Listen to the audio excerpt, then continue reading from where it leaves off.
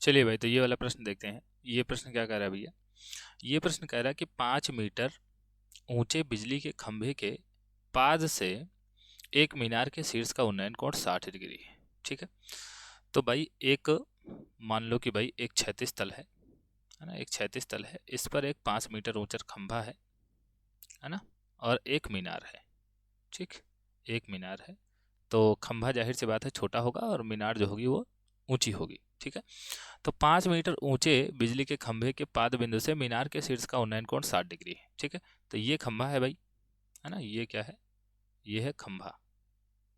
और ये क्या है भैया? ये है मीनार। और कह रहा है कि खंभे के पाद बिंदु से, तो ये खंभे का पाद बिंदु है, खंभे के पाद बिंदु से मीनार के शीर्ष का उन्नयन कोण 60 डिग्री। ठीक। तो ये जो है मीनार के शीर्ष का उन्नयन कोण 60 डिग्री हो गया। ठीक। और फिर कह रहा है कि मीनार के शीर्ष से तथा खंभे के शीर्ष से मीनार के शीर्ष का उन्नयन कोण 30 डिग्री है। ठीक है। और यहाँ से खंभे के शीर्ष से मीनार के शीर्ष का उन्नयन कोण 30 डिग्री है। ठीक भाई। तो यहाँ से अगर हम एक क्षैतिज रेखा बनाए यहाँ से यहाँ की तरफ, तो ये वाला जो कोण है ये 30 डिग्री है। ठीक, ये वाला कोण 30 डिग्री और ये वाला कोण 60 डिग्री है। ठीक है। तो ये आपको जो है डायग्राम समझ में आया होगा। इस लाइन को हम डॉटेड कर देते हैं, है ना। ठीक है। अब इसमें जो है नामकरण कर देते हैं भैया। ये ए है, ये बी है, इसका मतलब मीनार है ए बी। और मान लो कि ये सी है और ये डी है, तो खंबा हो गया सी डी। ठीक है। तो मीनार की ऊंचाई ज्ञात कीजिए, यानी कि हमें ए बी का मान बताना है। ठीक भाई। अब देखो इस सवाल को हल कैसे करेंगे। हमें ए बी का मान पता लगाना है ना, ए बी का मान पता लगाना है। और हमें जो है, अच्छा एक और बिंदु का नाम रखना पड़ेगा। इस बिंदु का नाम रख लेते हैं A B C D E रख लेते हैं। ठीक है।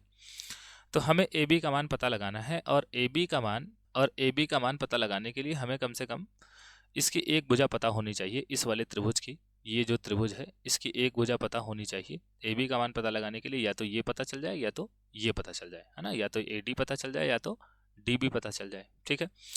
और हमें इस खंभे की ऊंचाई पता है 5 मीटर, है ना, ये वाली ऊंचाई पता है 5 मीटर।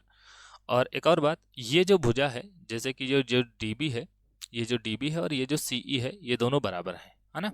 और ये वाला जो त्रिभुज है, ये वाला छोटा वाला त्रिभुज, समकोण त्रिभुज जो आपको दिख रहा होगा ए सी ई, और ये बड़ा वाला त्रिभुज ए डी बी, है ना, दोनों में हमको पता है कि सी ई और डी बी बराबर हैं। ठीक है।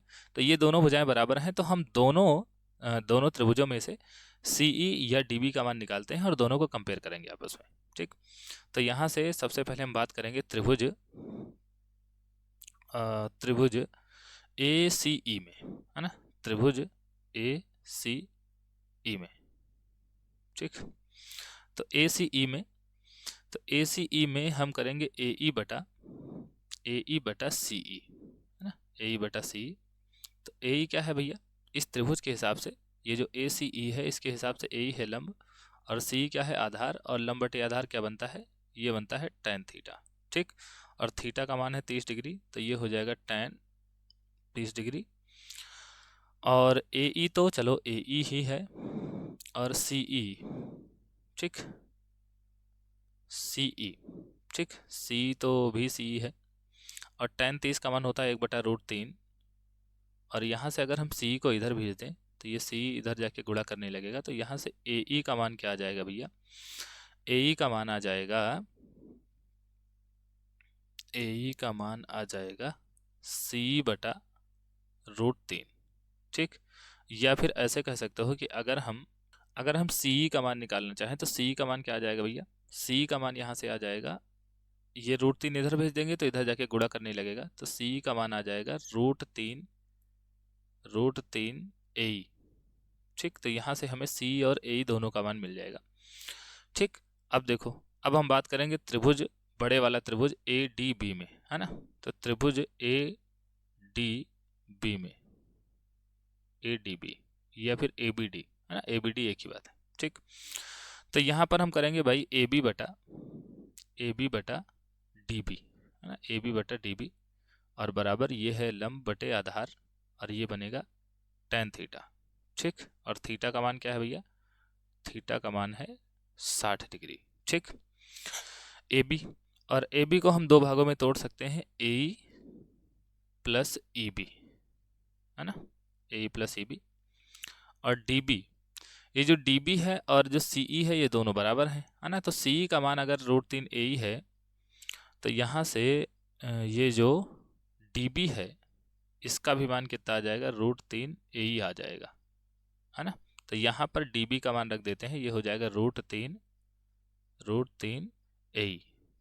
ठीक, कहाँ से, समीकरण, इसको मान लो कि समीकरण 1 है। ठीक, तो समीकरण 1 से हमने मान रख दिया। ठीक भाई, अब देखो tan 60 का मान कितना होता है, √3। ठीक, और यहाँ पर है ए, यहाँ पर है ए।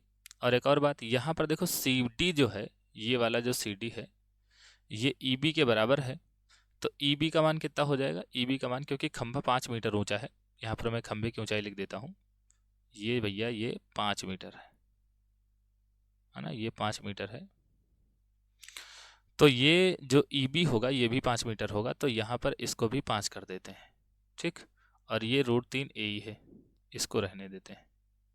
ठीक भैया, अब देखो, अब इसको थोड़ा सा नीचे करना पड़ेगा।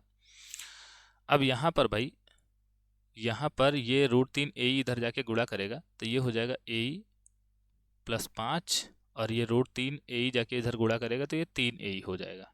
ठीक, और ये ए ई को उधर अगर हम भेज दें तो यहाँ से 5 बराबर क्या मिलेगा, 3 ए ई और माइनस ए ई।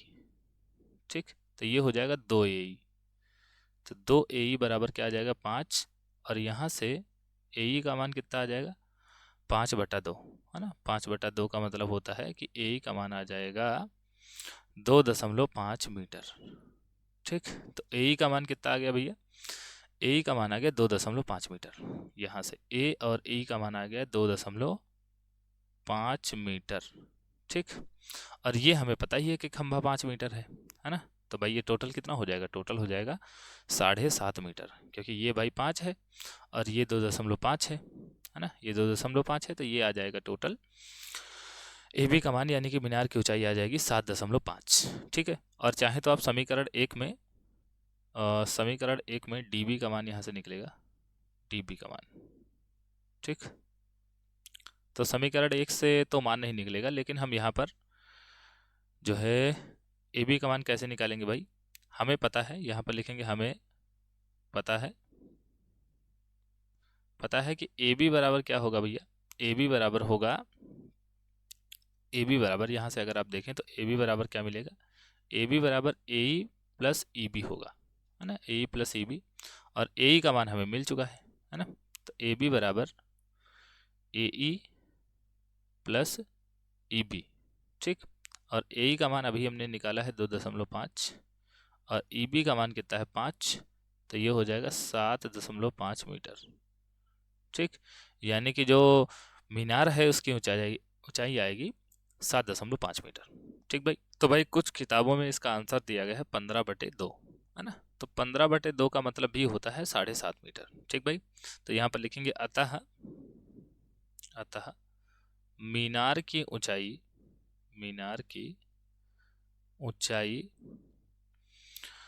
15/2 या 7.5 मीटर होगी। ठीक भाई, तो ये रहा आपका आंसर। आशा ये प्रश्न आपको समझ में आया होगा। ठीक है, देखिए मैं आपको जल्दी से बता देता हूँ कि ये प्रश्न मैंने हल कैसे किया है। यहाँ पर मैंने आपको बताया कि भाई ये आप डायग्राम बना लेंगे कि ये एक खंभा है और ये एक मीनार है, और यहाँ से जो है खंभे के पाद बिंदु से इसका कोण जो है 60 डिग्री है, और खंभे के सिर से इसका कोण जो है ये 30 डिग्री है। ठीक है, उसके बाद में मैंने आपको बताया कि क्योंकि इस सवाल को हल करते समय हमें जो है इस सी ई के मान की ज़रूरत पड़ेगी, है ना, सी के मान की ज़रूरत पड़ेगी, क्योंकि सी ई और डी बी दोनों बराबर हैं। इसलिए पहले हमने इस छोटे वाले त्रिभुज में काम करके सी का मान निकाला है ना, सी का मान निकाला है, और जितना सी ई आएगा उतना ही क्या आया है, डी बी आया है। ठीक है, तो डी बी आया है।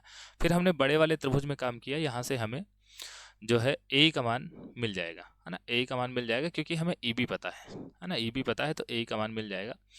तो यहाँ से हमने भाई ए बी बटा डी बी किया, और ए बी को दो भागों में ए और ई बी में तोड़ लिया। ठीक है, तो ये ए हो गया, ये ई बी हो गया, और ए का मान हमें जो है ए का मान वैसे हमें पता था, चाहे तो हम ये भी रख सकते थे और चाहे तो हम यहाँ पर भाई ये जो डी है इसका मान रख देते। तो डी का मान हमने रख दिया √3 AE, ठीक है। तो √3 AE रख दिया और उसके अंदर ई का मान हमें भाई पता ही है कि ये जितना खंभा है उतना ही ये ई होगा, तो यहाँ पर हमने 5 रख दिया, ठीक है। तो यहाँ से भाई ऊपर भी ए बचा, नीचे भी ए बचा, तो यहाँ से ए का मान आराम से निकल जाएगा, ठीक है।